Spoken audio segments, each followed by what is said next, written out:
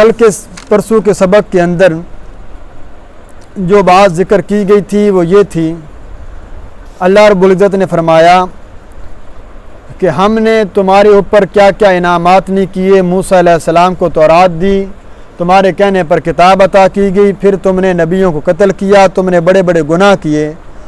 اس کے بعد فرمایا در حقیقت تمہارے اوپر، تمہارے اندر دلوں کے اندر بچھڑے کی محبت اس قدر گھول کر پلا دی گئی تھی کہ تم نے یہ سمجھا کہ بس یہ نبی جو مرضی کہتے رہے، من مانی اپنی کرنی ہے اور ہم نے جنت میں بھی جانا ہے۔ اللہ کہتا ہے اگر جنت میں جانا ہے تم واقعتاً ہی جنت کے مستحق ہو اور صرف تم ہی ہو مومن، آؤ موت کی تمنا کرو، ہم دیکھتے ہیں اگر تم واقعتاً تو اس دنیا کے عذاب سے جان چھڑاؤ اور آ جاؤ جنت میں۔ لیکن آپ کہتے ہیں کہ ہمیں 1000 سال عمر دی جائے۔ اللہ کہتے ہیں 1000 سال عمر مل بھی جائے تب بھی کیا ملنا ہے؟ عذاب ہی ملنا ہے، جہنم کے اندر جانا پڑے گا۔ لہٰذا لمبی عمر سے کوئی بندہ عذاب سے بچ نہیں سکتا۔ یہ جو آپ لوگ دیکھتے ہیں عمومی طور پر شبہ ہوتا ہے جی گنہگار لوگ، ظالم قسم کے لوگ یہ عموماً لمبی عمر پاتے ہیں۔ اس کی وجہ یہ ہے کہ اللہ تعالیٰ بعض اوقات 2 وجہ ہیں اس کی۔ ایک وجہ یہ ہے، ہو سکتا ہے اللہ تعالیٰ اس کو اس لیے ڈیل دے رہا، ہو سکتا ہے اللہ تعالیٰ اس کو توبہ کی توفیق عطا فرما دے اور اسے موقع مل جائے۔ جیسے میں نے حدیث پاک کا مفہوم ذکر کیا تھا کہ جو بندہ بھی فوت ہوتا ہے وہ کیا کرتا ہے، ایک مرتبہ نادم اور حسرت ضرور کرتا ہے، نادم ضرور ہوتا ہے۔ کیوں؟ اگر تو نیکوکار تھا تو اس بات پر ندامت اختیار کرے گا کہ اگر کاش زندگی ملتی تو میں اور نیکیاں کرتا، اور اگر گناہ کا کار تھا تو وہ کیا کرے گا کہ کاش مجھے موقع ملتا میں توبہ کر لیتا۔ دوسری وجہ ان کی یہ ہے کہ چونکہ یہ ظلم انہوں نے بڑا کیا ہوتا ہے، اللہ تعالیٰ بھی انہیں ڈھیل دیے رکھتے ہیں کہ اور ظلم کے اندر اور گمراہ میں بڑھتے چلے جائیں۔ جب بندہ سمجھتا ہے نا کہ بس میں ہی ہوں اور مکے رہانے لگتا ہے انسان اور سمجھتا ہے کہ سارا دنیا کا اختیار شاید میرے پاس آ گیا ہے، تب اللہ پکڑتا ہے اور ایسی پکڑ کرتا ہے کہ دنیا میں بھی ذلیل و رسوا کرتا ہے اور آخرت کے دن بھی اللہ تعالیٰ انہیں نشان عبرت بنائے گا اور ذلت والا عذاب دے گا۔ اب آئیے آج کے سبق کے اندر ایک بہت بڑے شبہ کا جواب دیا گیا۔ شبہ یہ تھا یہودیوں کو، پہلے میں چند باتیں عرض کر دوں پھر انشاءاللہ اس کا ترجمہ ذکر کر دیں گے، کہ شبہ ان کو یہ تھا کہ ہم ایمان لانے کے لیے تیار ہیں تو بھائی لے آؤ، نہیں ہماری کچھ شرائط ہیں۔ 2-3 واقعات اس کے شان نزول میں لکھے مفسرین نے، ویسے تو بہت سارے علم علامہ ابن کثیر نے لکھے لیکن جو تفسیر مظہری کے اندر لکھا گیا، ایک واقعہ تو یوں ہوا، حضرت عمر فاروق رضی اللہ تعالیٰ عنہ کا اور یہودیوں کا آپس میں کوئی مکالمہ ہو گیا، بات چیت ہو گئی۔ انہوں نے کہا، حضرت عمر فاروق نے دعوت دی، بھئی تم ایمان کیوں نہیں لاتے جب سب کچھ تمہارے اندر لکھا ہوا ہے، اللہ کا قرآن نازل ہو رہا ہے، اللہ کے نبی سچے پیغمبر ہیں۔ وہ کہنے لگے دراصل ویسے تو ہم ایمان قبول کر لیتے، یہ در حقیقت قرآن لانے والا چونکہ جبریل امین ہے اور جبریل امین ہمارا دشمن ہے، ہماری جبریل کے ساتھ دشمنی ہے، لہذا ہم قرآن پر ایمان نہیں لا سکتے۔ اس وقت حضرت عمر فاروق کی زبان پر یہ آیات جاری ہو گئی، کل من کان عدوا لجبریل، ہر کہہ دیجئے جو جبریل کا دشمن ہے وہ اللہ کا دشمن ہے، وہ بندہ مومن نہیں رہ سکتا۔ حضرت عمر فاروق رضی اللہ تعالیٰ عنہ اس غصے کے عالم میں آ رہے ہیں کہ میں اللہ کے نبی کو بتلا دیتا ہوں میری یہ مقام ہوا، یہ بات چیت ہوئی ہے اور میں نے ان سے یہ بات کہی ہے کہ آگے آئے ہیں تو یہ آیات اتر چکے ہیں جو حضرت عمر فاروق کی زبان پر جاری ہوئی تھی۔ یہ موافقات عمر میں سے بھی ہے۔ دوسرا واقعہ یوں ہوا کہ حضرت عبداللہ بن سلام رضی اللہ تعالیٰ عنہ، یہودیوں کے بہت بڑے عالم، انہیں پتہ چلا کہ اللہ کے نبی صلی اللہ علیہ وسلم تشریف لائے ہیں، انہوں نے امتحان کی خاطر تشریف لائے اور کہتے ہیں چلو میں امتحان لیتا ہوں۔ عالم تھے جو تورات اور انجیل ساری کتابیں پڑھے تھے کہ میں آپ سے 3 سوال کروں گا، اگر آپ ان 3 سوالوں کے جواب دے دیں، میرا ماننا یہ ہے کہ ان 3 سوالوں کے جواب نبی کے سوا کوئی نہیں دے سکتا، اگر آپ یہ دے دیں تو میں سمجھ جاؤں گا کہ آپ اللہ کے پیغمبر ہیں۔ آپ نے فرمایا پوچھو۔ انہوں نے کہا پہلا سوال تو یہ ہے کہ جنت کے اندر اللہ رب العزت جنتیوں کا سب سے پہلا کھانا کون سا پیش کریں؟ حضور علیہ السلام نے فرمایا ٹھیک ہے۔ دوسرا سوال یہ ہے کہ حضرت یعقوب علیہ السلام نے اپنے اوپر کون سی چیز حرام کر دی تھی جو حلال تھی؟ تیسرا سوال یہ ہے کیا وجہ ہے کہ بچہ کبھی ماں کی مشابہت پر جاتا ہے کبھی باپ کی مشابہت پر جاتا ہے؟ آپ اس کا جواب دے دیں۔ آپ نے تھوڑی دیر سر جھکایا، اور فرمایا ابھی ابھی جبریل امین میرے پاس تشریف لائے ہیں اور انہوں نے مجھے خبر دی. جبریل کا نام سننے کی دیر تھی. حضرت عبداللہ بن سلام یہودی تھے، ظاہری بات ہے، یہ تو ہمارا دشمن فرشتہ ہے، یہ آپ کا ساتھی ہے، تو لہٰذا ہم تو فرمایا تم ٹھہرو، یہ جبریل کو دشمن نہیں ہے. اللہ تعالیٰ نے اس کو تمہیں اعتراض کا جواب دیا. پھر آپ نے یہ آیات بھی تلاوت کی، پھر آپ نے اس کو سوالوں کا جواب دیا. سب سے پہلا کھانا جو جنت میں اللہ نے جنتیوں کو دینا ہے وہ مچھلی کے دل یا کلیجی کا جو گوشت ہوگا اس سے اللہ نے میزبانی کرنی ہے. تو فرمانے لگے یہ سچ ہے. پھر دوسرا سوال یہ کیا تھا کہ آپ بتلائیں حضرت یعقوب نے اپنے اوپر کیا چیز حرام کی تھی. آپ نے فرمایا جب انہیں بیماری لگی تھی عرق النساء تو انہوں نے منت مانی تھی کہ جو میری سب سے مرغوب چیز ہوگی نا میں اپنے اوپر وہ حرام کر دوں گا اگر انہیں اللہ شفا دے. اللہ نے شفا دی. انہوں نے چونکہ اونٹ کا گوشت جو تھا انہیں بڑا مرغوب تھا اور اس کا اونٹنی کا دودھ وہ انہوں نے اپنے اوپر حرام کر لیا. اللہ نے فرمایا آپ نے اپنے اوپر حلال چیز کو کیسے حرام کیا؟ اللہ نے بعد میں منع کر دیا. تو یہ اور تیسرا سوال فرمایا یہ جب انسان مرد عورت میاں بیوی کا ملاپ ہوتا ہے فرمایا جس کا پانی غالب آ جائے اس جانب اللہ تعالیٰ اس کی مشابہت بیٹے کی کبھی باپ کی طرف چلی جاتی ہے کبھی ماں کی طرف چلی جاتی ہے. اس وقت انہوں نے جب یہ سنی نہ باتیں کہنے لگے میں آپ صلی اللہ علیہ وسلم اپنا ہاتھ بڑھائیے میں اسلام قبول کرتا ہوں کلمہ پڑھ اور مسلمان ہو گئے.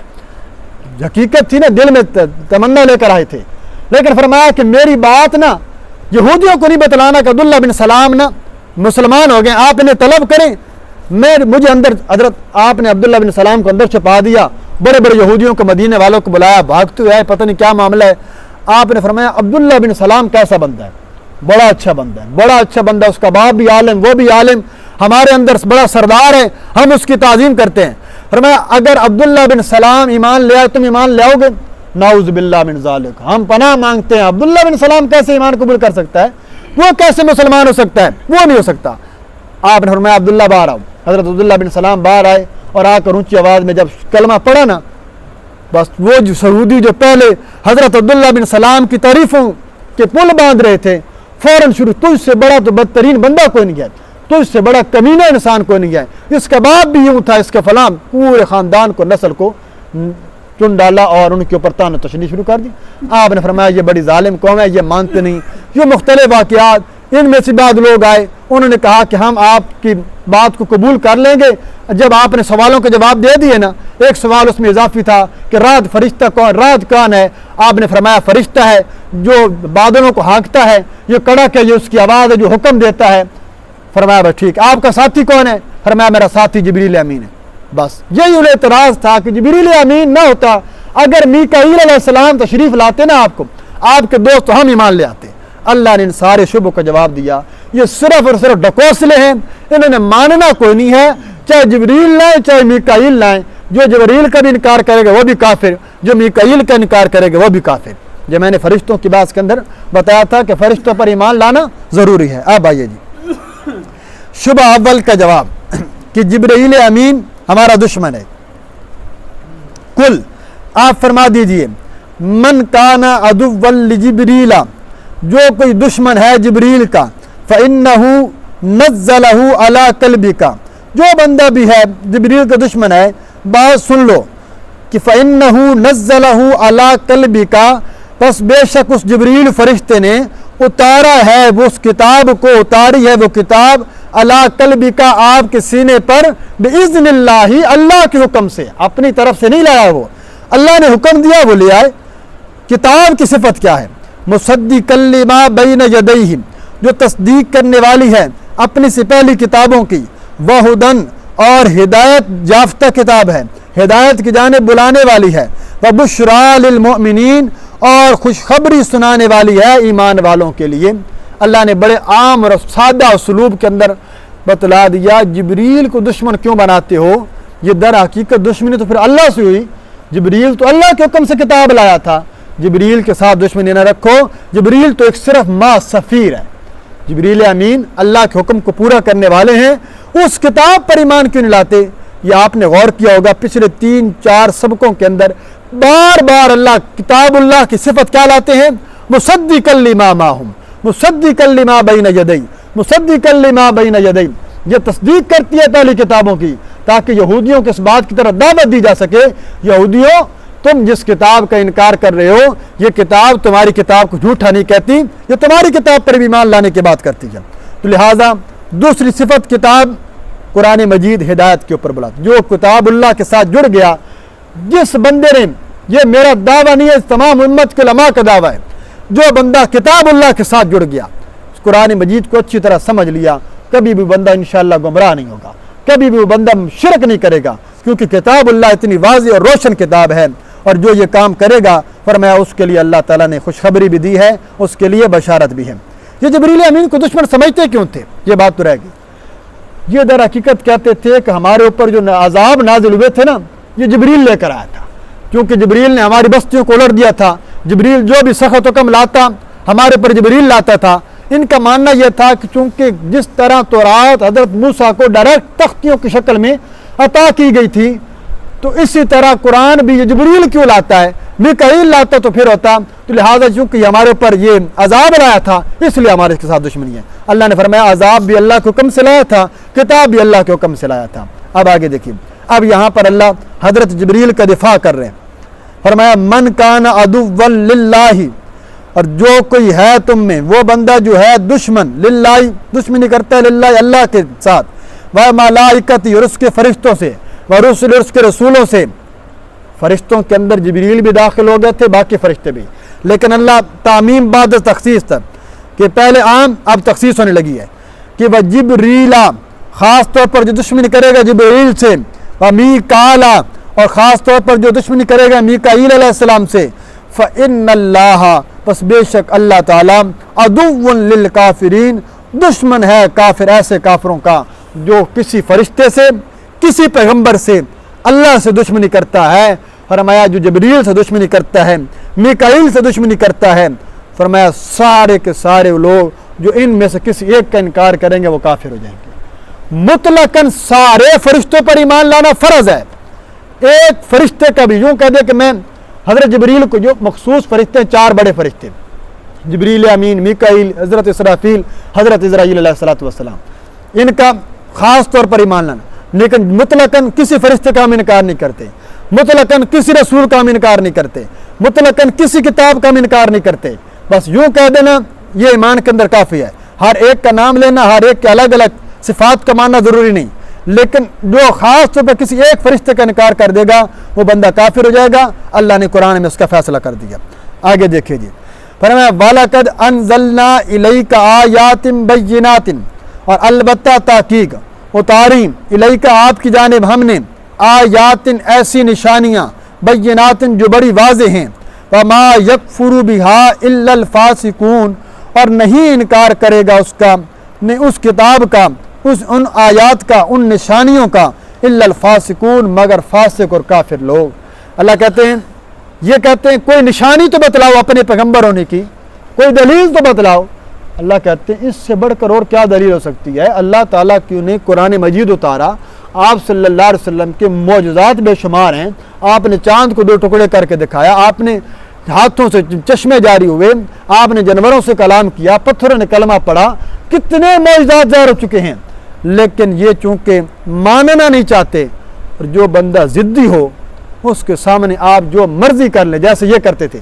اب کتنی شرائط کہتے تھے، یہ سوال کا جواب دے دیں، اس سوال کا جواب دیں، اس سوال کا ہم مان جائیں گے، ہم مان جائیں گے۔ اللہ کے نبی نے ان سے قسمیں بھی لی تھیں۔ یہ جو واقعہ میں نے ذکر کیا تھا نا پچھلا، کہ سوالات انہوں نے کیے، ہر جواب کے بعد آپ قسم لے کر پوچھتے کیا میں سچ کہہ رہا ہوں؟ وہ کہتے آپ سچ کہہ رہے ہیں۔ جیسے جواب مکمل ہو جاتے فوراً پیٹ پھیر کے چلے جاتے کہ ہم نہیں مانتے۔ مطلب جب بندے کے اندر ضد آ جائے نا، پھر وہ دلائل نہیں مانا کرتا، پھر وہ علم کی ذات بات نہیں مانا کرتا، چونکہ اس کا دل کا برتن جو ہے وہ الٹا ہو چکا ہے، اور اس کی جانب اللہ تعالیٰ کی کوئی ایسی نافرمانی کر چکا ہے کہ جس کی وجہ سے اللہ تعالیٰ اس کو ہدایت کے راستے پر آنے نہیں دے رہے۔ یہ میں پہلے بھی بات کرتا رہتا ہوں کہ یہ جو لوگ کہتے ہیں نا جی ہمارے پاس ٹائم نہیں ہے دین سیکھنے کا، وقت نہیں ہے بادشاہ نماز پڑھنے کے لیے، مسجد کے دنیاوی دھندے بڑے ہیں، کام بڑے ہیں، تو یہ بندے بھول رہے ہیں، وہ یہ سمجھ رہے ہیں کہ ہمارے پاس وقت نہیں ہے یا ہم نماز نہیں پڑھتے۔ خبردار، ایسی کوئی بات نہیں ہے۔ در حقیقت اللہ تعالیٰ نے آپ کو اس بات کی توفیق عطا نہیں کی کہ اپنے گھر کے اندر داخل ہونے کی تمہیں توفیق دے دیتا۔ کوئی ایسی پکڑ ہے آپ کے گناہوں کی، کوئی ایسی آپ نے اللہ کی نافرمانی کی ہے کوئی ایسا جرم کیا آپ نے کہ اللہ نے آپ کو اپنے گھر آنے کی توفیق چھین لی ہے؟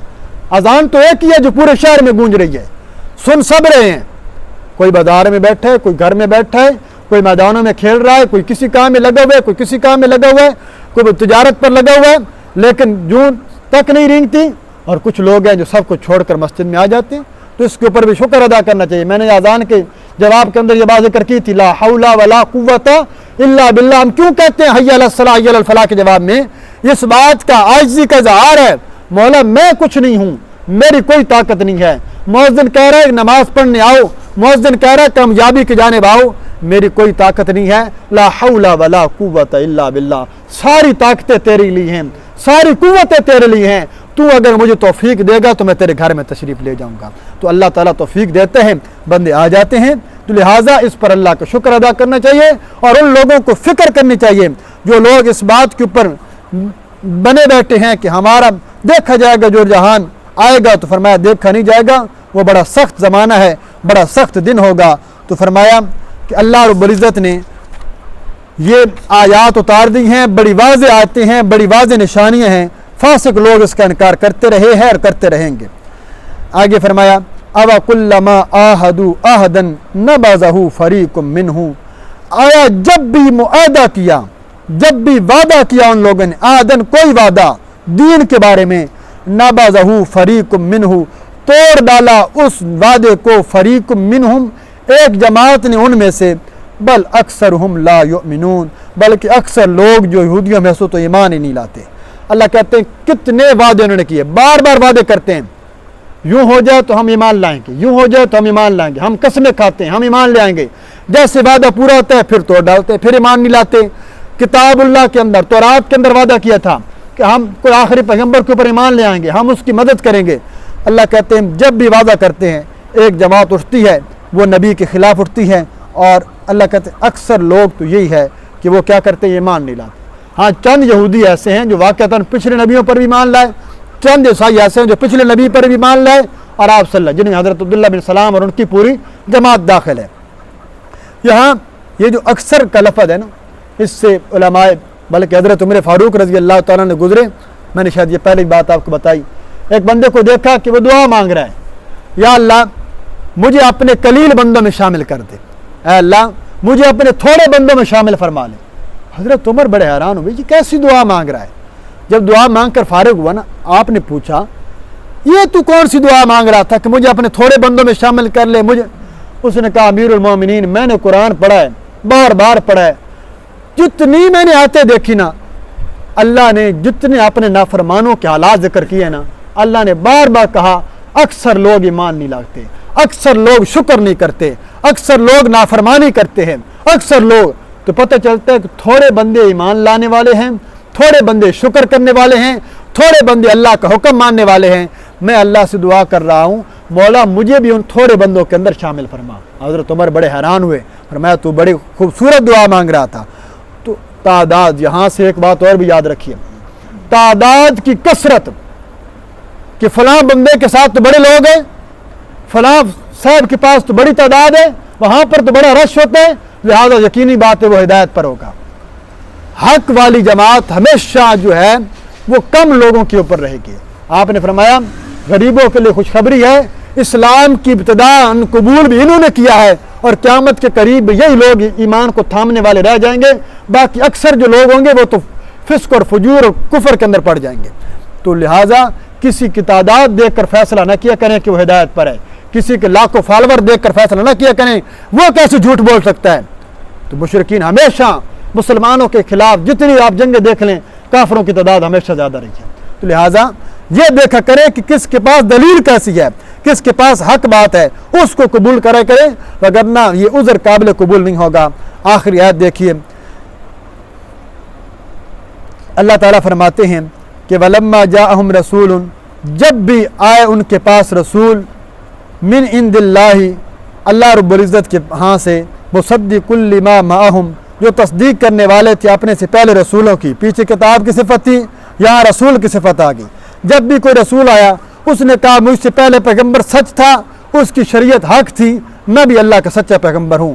نبذ فریق من الذین اوتوا الکتاب، توڑ ڈالا ایک پھینکا ایک جماعت نے ان میں سے جو اہل کتاب ہے، اہل کتاب میں سے اس نے رسول کی نافرمانی کی، کیا کر دیا کہ کتاب اللہ وراء ظہورہم، انہوں نے پھینکا اللہ کی کتاب کو اپنی پیٹھ کے پیچھے، انہوں نے کتاب اللہ کو کوئی اہمیت نہ دی، کأنہم لا یعلمون، گویا کہ وہ جانتے نہیں ہیں، انہیں پتہ ہی نہیں ہے کہ وہ کیا کر رہے ہیں۔